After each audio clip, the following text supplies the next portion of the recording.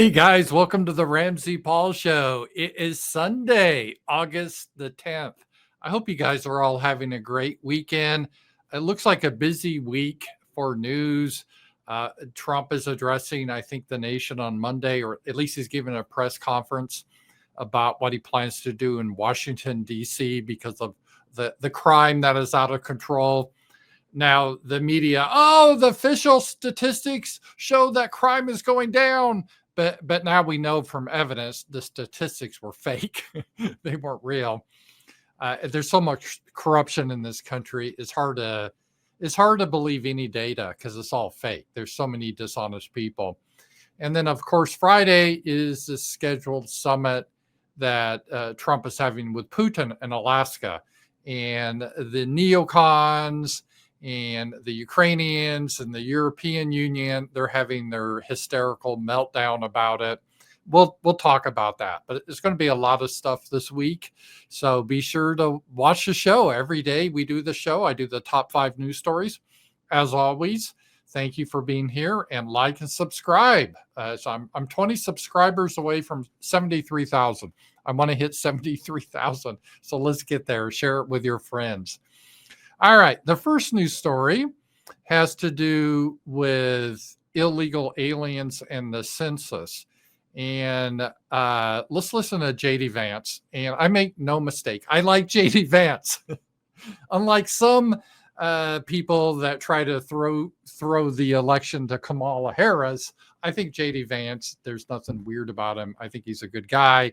Yeah, he used to be a neocon, but he's really moved in our direction.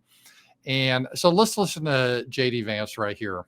Everybody, even Democrats actually admit this, that the census in 2020 had a major statistical error. And what that meant is that you actually undercounted a few states that are Republican, like Florida and Ohio. You overcounted some blue states. And so what I understand, if you actually did the census anew right now, you would have 10 additional Republican seats and 9 fewer Democrat seats. And really what we're living with, Maria, is the consequence of 40 years of institutional control in the Democratic Party. These guys have fought very dirty for a very long time, and they haven't just won elections and enacted laws that we may not agree with.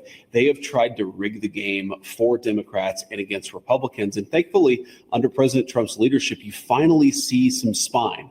You finally see some backbone in the Republican Party to fight back against these very aggressive Democratic dirty tricks. But the only way for us to do it is to actually go and do the hard work to reset the scales a little bit. What we want to do is redo the census, but importantly, we want to redistrict some of these red states, and we want to make the congressional apportionment fair in this country. Again, you cannot do it unless Republicans actually take some very decisive action in the months to come. We think they will, and we're obviously supporting them every step of the way. Everybody, even Democrats, actually. So this is actually a key thing here. He's talking about redistricting. This is where you gerrymander the district, so it helps your party get more representatives. So that's one aspect of it. The Democrats have always been big on doing that. So the districts may not make any sense, but they wander around so they can make sure they maximize the amount of seats that their party gets. And the Republicans are fighting back and will do the same. And that needs to happen. And that's what J.D. Vance is talking about. Where the Republicans, I'm not saying they're as pure as the driven snow, but the Democrats have been very corrupt for years. It's time that the Republicans fight fire with fire. And they're talking about doing that, for example, in Texas and other states. And this should help Republicans get more districts, which means more Republicans in Congress. The second thing is Trump wants the census to be redone and not count illegal aliens. The fact that illegal aliens were counted is just outrageous. It didn't even occur to me they would count people that are here illegally. They shouldn't be counted. I mean, you could count them as long as you're saying this is who we're going to get rid of. So the minute you count them, you should call ICE and send them the hell out so they're no longer here, right? So that's all the way you should count them. It shouldn't be counting them. Oh, okay, we have more illegals here, so you get more representation. And this is what happened, for example, California. A lot of California's population is there illegally. And if you took that out of the census, California would have fewer congressional seats, which means fewer Democrats and the California insanity in Congress. So this is it's a huge thing what's happening here. It doesn't get a lot of the news because it's not sexy like war or murder or a sex scandal like Epstein. I know Epstein gets a lot of the news because of all the underage prostitution and blackmail. I get it. That makes for a good story. But this sort of thing is just I get it. It's kind of boring to talk about because what can you say? It's a census. Like, how can you get excited about counting people? But it really makes a difference. It will make a bigger difference than the Epstein, because if the Republicans get this right, they can maintain control of Congress and theoretically get some more stuff passed that is better for us. And I'm not rah Republicans. I have a lot of issues with Republicans. I have a lot of issues with Donald Trump. But I still consider Donald Trump, we're in a lot better place with Donald Trump than we would have been with, let's say, Kamala Harris. And that's why I objected to people like, I think Nick Fuentes, you remember, he said, I'm brat like Kamala Harris, and I'm going to have my gripers throw, was it Pennsylvania or Michigan? I'm going to have gripers throw Michigan to Kamala. We're going to go out and talk to the Muslims, all that bullshit.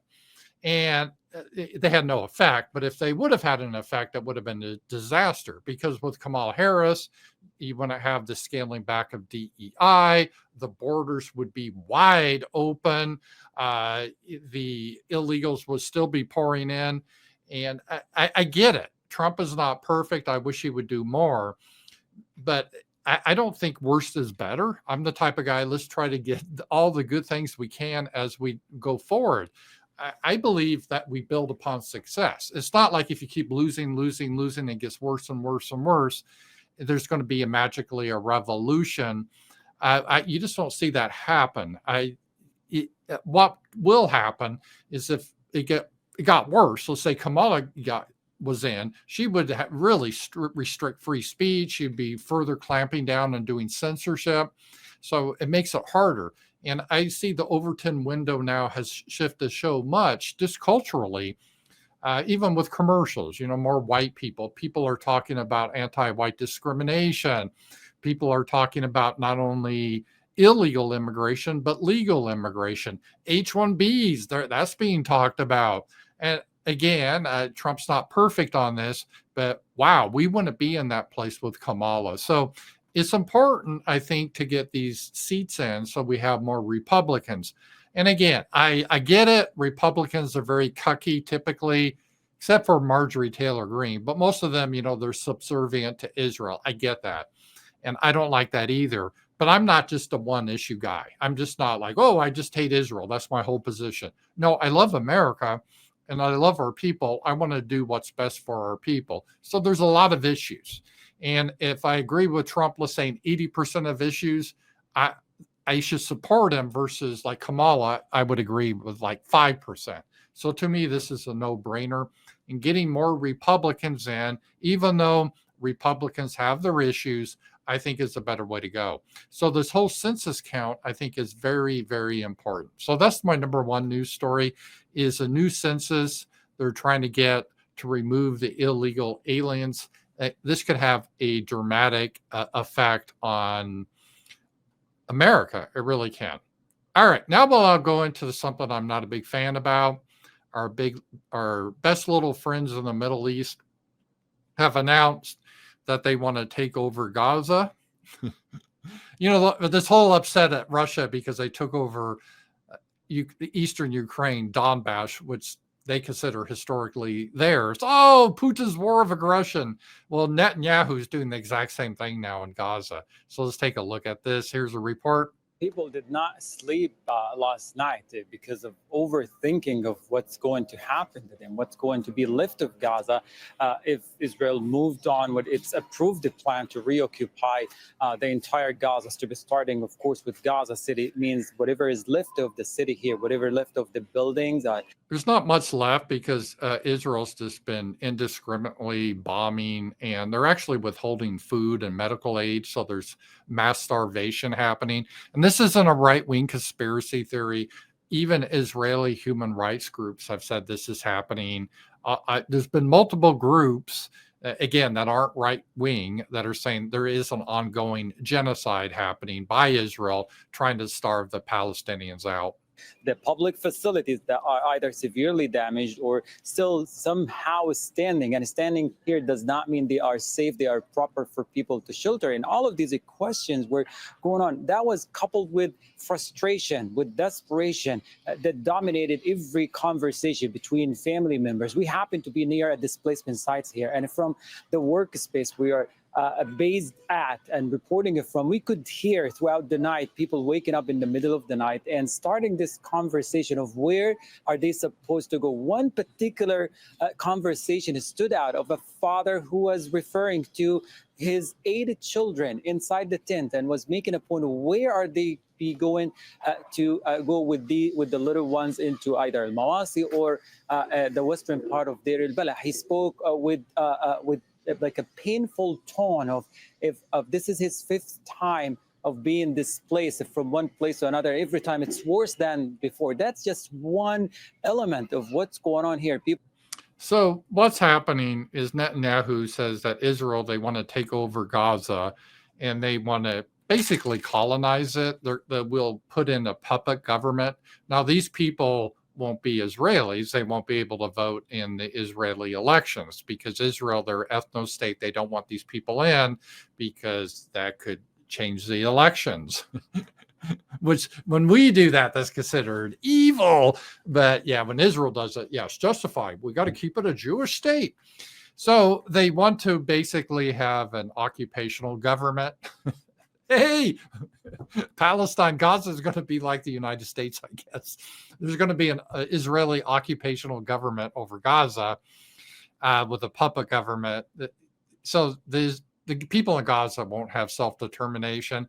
Obviously, that's going to create a lot of problems with guerrilla warfare, which will be said to be terrorism. What a mess. What a mess. We should wash our hands from it. But Israel plans to occupy Gaza. I think that was always their goal. And now they've come out and said it. All right. The next thing, that's the number 3 story, is it relates to the summit meeting that's going to happen on Friday between Putin and Trump in Alaska. And as I said, there's already a bunch of squealing from Ukraine and the EU and the neocons like Lindsey Graham. It's hard to read Trump. Trump is, sometimes I don't give him enough credit too. I have to admit this. And I'm not a huge Trump fanboy. I criticize Trump. But sometimes I think there is a madness to his chaos. He's the type of guy in negotiations, you never know where he's going to be. Because if you think about this whole Russia-Ukrainian thing, he's gone back and forth. At one moment, remember early on when he had that phone call with Putin, and they seemed like they were best friends. And remember when he and J.D. Vance, they bitch slapped Zelensky for being a little bitch in the Oval Office? That was great. But then Trump, he said, oh, I'm mad at Putin now. I'm disappointed at Putin, and we're going to have to do other things like bone-crushing sanctions or stuff like that. So he's been back and forth. And now it sounds like people are saying, wow, Trump's doing another 180. He's going the other direction. Now he's looking friendly to Russia. And I think it's all part of the negotiating tactic. I mean, a lot of it, you could just say he doesn't know what he's doing, and maybe that's the case. But I think there's a little bit of a good cop, bad cop. I know he does the good cop, bad cop. He has Keith Kellogg, who's kind of the hawk, the neocon. That's the bad cop. Then he has Witkoff, which is his good cop that he sends over. And I think he tries to play it that way. And we will see what happens. Just to lay out, I'm not expecting...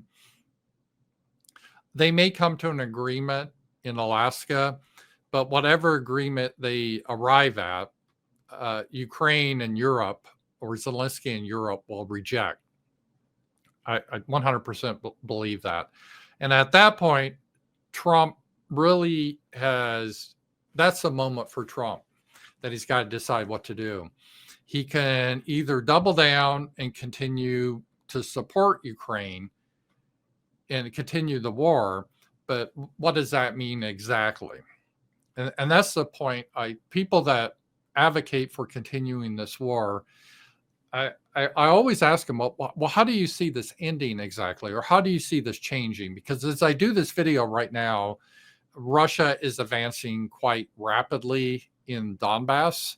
I'm not going to bore you with all the villages and cities, but they've been winning a lot of victories. Despite the propaganda, Ukraine is losing, and they're losing pretty bad now. So it probably will just be a couple of months, and Russia will have all of the Donbass anyway, right? So that's the battlefield. So my point is, what's your strategy exactly to get a victory out of this? Assuming you think we should be in this war. I don't, but assuming you do. So we're not going to do the should we be in, but if you're going to be part of this, what's your strategy to turn this around? More weapons? Well, there's a couple of problems with that. Number one, part of the problem isn't weapons necessarily, although that is a problem for Ukraine. Ukraine just lacks the men. Russia's a bigger country.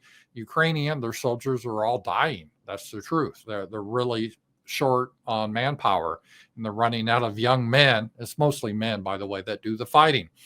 And they're just running out. And especially their experienced troops, they're mostly dead. And they're getting a lot of conscription people coming in that have no experience. So the quality of troops is getting worse too. So even if Ukraine had all the equipment they wanted, they would still lose because they don't have the men. They're outnumbered. And then you could say, well, but now we get to the other point about the equipment. And I've said this before, we don't have this equipment to give them anymore. We have limited inventories. This equipment just doesn't magically come into existence. A lot of these missiles are quite sophisticated. You have to have microprocessors in them. A lot of them require rare earth minerals that we can only get from China. A lot of the microprocessors are from Taiwan. Some of it's outsourced where we build these. In order to build a Patriot missile, they're very expensive and they take a lot of time. It's not like I could put in an order on Monday and by Friday I have a new missile. It's just not that way. There's a long lead time, and we just don't have that. And then the United States, we just don't have Ukraine, that proxy war with Russia. We also have that war with Iran and Israel continuing to create problems. And then there's the worry about China. So we just can't give Ukraine everything. We got to have an inventory for our other wars. And I was about to say our defense. We never seem to defend our country. I guess Trump is starting to do that now on the border. But typically we're involved with all this other bullshit. So we just don't have all these weapons to give, right? So we can give money, but there's no weapons. And Europe is weak. They're a joke. They have nothing. So where's this coming from? What's the strategy exactly here? And so the idea Lindsey Graham had was, again, the sanctions. Well, Russia already has almost total sanctions on Russia. Now, we still trade with Russia, though. It's not like we've even totally cut them off, because one of the things we get from Russia, like 30% of our enriched uranium, because we don't process that anymore in the United States, we have to get overseas. And the majority of it's from, or a big portion of it is from Russia. So our nuclear bombs and other uses for nuclear energy, we have to get from Russia. It's just really crazy. So then there was like, oh, okay, well, what we're going to do, we'll punish Russia by threatening any country that trades with Russia, specifically India and China. And India has already called our bluff and said no. And China long ago said no. And so Trump, there's not much else you can do then, unless you want to send American troops into Ukraine to fight. But there's no way the Americans would tolerate that. There's just no way. That's not feasible. So that's not happening. Or do you want to start a nuclear war? That's not going to happen. So there is no real path. So you better negotiate something, right? But they're just refusing to see reality. It's how the left, they like to just, if you believe it enough, it will come to be true. It sort of reminds me of the whole trans thing. If we really, really believe that a man that wears a dress is now a woman, and we make everyone believe it and punish people that don't believe it, it will come to happen. But it doesn't. Reality doesn't care about your beliefs. And so we have a big problem here in Ukraine. But So what I predict will happen, Putin and Trump may come to an agreement, but Zelensky and Europe will reject it. So at that point, Trump has two choices. Either he can try to double down and send what weapons we can, try to put more sanctions on India and China, which would be a disaster, or he can say, hey, I did what I could. I came up with, I think, the most reasonable agreement, but Europe and Zelensky, they are refusing to negotiate. If that's the way they want it, then they can fight the war. We're out of this. And I think that's what fears. I mean, Zelensky that's his greatest fear. So is Europe, because Europe's weak. They have all those girl bosses. They like to act tough, but they're weak. And so the question is either come to an agreement where part of Ukraine remains, or you can have a tantrum and say, no, we're not going to agree to anything. Fine, then Russia will take it all. So that's where we are right now. And you may not like it, but that's the way it is. And JD Vance, and again, I like JD Vance. He says a lot of things I agree with here. Let's just take a look at this here.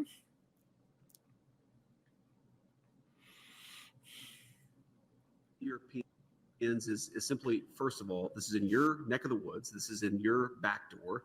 You guys have got to step up and take a bigger role in this thing. And if you care so much about this conflict, you should be willing to play a more direct and a more substantial way in funding this war yourself. I think the president, and I certainly think that America, we're done with the funding of the Ukraine war business. We want to bring about a peaceful settlement to this thing. We want to stop the killing. But Americans, I think, are sick of continuing to send their money, their tax dollars to this particular conflict. But if the Europeans want to step up and actually buy the weapons from American producers, we're okay with that, but we're not going to fund it ourselves anymore.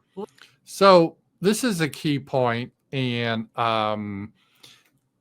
what we're saying, or what JD Vance is saying and signaling, is and he's doing this interview, but part of the audience is the European leaders and Zelensky, that I think the administration's plan on Friday, after they meet with Putin and try to reach an agreement, it will be, okay, here's the agreement, the best agreement we can get.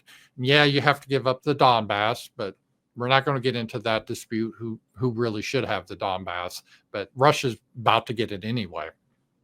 But with this agreement, you save the rest of Ukraine, okay? And if you refuse this agreement and you're going to be a little bitch about it and have a tantrum, all right, that's on you then. Then you can fight this war, have fun, God bless you, enjoy yourselves, but we're out of this. And that's the message that JD Vance is anyway saying. Now, it's hard to predict Trump, but I do think this is a way we are getting away from the whole Ukraine thing here. And part of this, because there's different factions in the Trump administration, of the neocon faction, again, Keith Kellogg and Lindsey Graham in the Senate. But then you have the America First faction. I would say Witkoff is pretty much in that camp. And I would say JD Vance is very much more American First. And here's some more about JD Vance talking about the situation. So let's take a look here.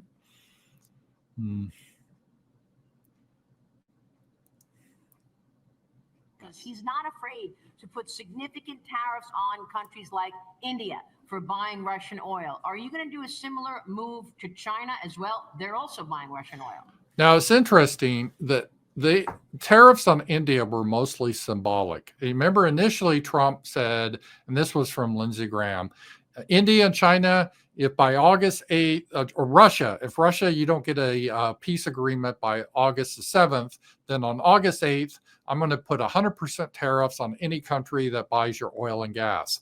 And the two biggest customers are India and China. Well, that came about. Trump put a token tariff on India. If you look at the details, most goods and services are excluded from the tariff, except for the gem and diamond industry, but like all the IT industry and all the IT scammers that we love about India over here, that's excluded from the tariffs. So the tariffs aren't as strong as advertised. China, he's done nothing. And again, I brought up there's a lot of problems trying to put a huge tariff on China because China says, we don't care. If you want to do that, fine. You don't need to get our rare earth minerals. Have fun making your weapons in, since you outsourced all the rare earth development. Have fun. We're not going to give it to you. Well, the president said he's thinking about it, but he hasn't made any firm decisions. Obviously, the China issue is a little bit more complicated because our relationship with China, it affects a lot of other things that have nothing to do with the Russian situation. So the president's reviewing his options and, of course, going to make that decision when he decides. So if you can read body language, this is what I expected. China is a lot more complicated because that could create a huge problem for our economy. So again, we don't really have a lot of cards to play. We don't really have a military option anymore unless we want to declare World War III, and they don't want that. We don't have many weapons to send. We don't create those weapons anymore. We've tried sanctions. You can't sanction Russia anymore. They already have a lot of sanctions, but they're doing fine in BRICS. They're trading with China, India, and the Russian economy is doing quite well. So the idea initially under Joe Biden, we'd put these sanctions on them and Russia would fall, it'd be a color revolution, and BlackRock would be in there, and they would be having gay pride parades in Moscow by now, and they'd be transitioning little boys, sex changes. That hasn't happened. And so we had this other idea, well, let's do secondary sanctions against like India and China, and they called our bluff, and we're like, oh crap, we can't really do that. So what's left? Right? What's left? And that's the way it is. And by the way, the people in Ukraine, and again, the people in Ukraine don't have much of a voice. Zelensky is no longer the valid elected leader of Ukraine. His term expired, but he's stayed on without an election like a dictator. So he is a dictator at this point. But when they've done some polling here, the Ukrainian people are tired of this war. Gallup finds Ukrainian support for the war has plummeted from 73% in 2022 wanting to fight and win. Now only 24% of Ukrainians support continuing the war. So the vast majority of the Ukrainian people want a settlement. Now Zelensky doesn't, because he fears he'll lose power. If there's a peace deal, the nationalists may assassinate him. There's a lot of other issues there. He'll probably have to flee the country. But the people want to end the war there. So that's the number 3. J.D. Vance making the statements about Ukraine. That was a huge thing. All right. So a lot of good stuff today. And wow, it's funny. It's hard. I try to keep these to about a half hour, but there's just too much stuff happening today. And we'll do a couple others pretty quick here. The number 4 story is on Monday. We'll probably do more of this, but Trump is looking to bring in the National Guard for Washington, D.C. And let's take a look here. All right, here's what President Trump had to say. President Trump announces no more Mr. Nice Guy.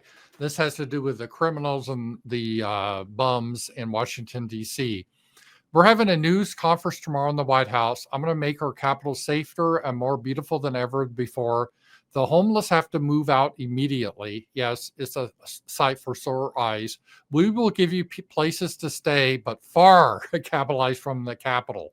And that's the way it should be. It's cruel to the homeless to have them on the streets. We should have facilities they can be in, but no, you don't have a right to piss on the street and sleep on the street.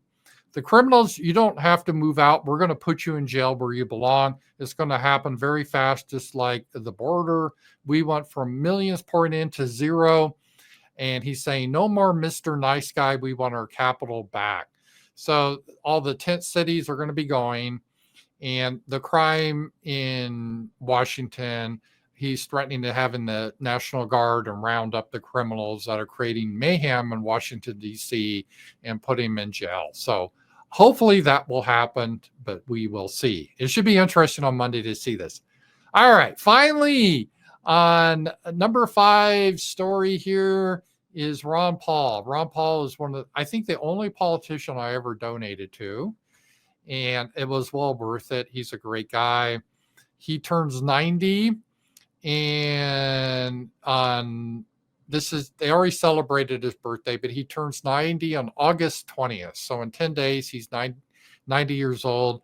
I really appreciated Ron Paul. I remember I did a video about him years ago where is it Daniel Horowitz or something called Ron Paul a vicious anti-Semite. And what did Ron Paul do to get that label? He wanted to cut all foreign spending. He didn't want us to get in wars. So if you don't want to get in wars for other countries, or you don't want to give welfare to other countries, you're a vicious anti-Semite. So there's some things I disagree about Ron Paul, but he always seemed like a decent man, and I do admire him. So good for Ron Paul. I hope he has a happy birthday and many more. And guys, thank you so much for being here.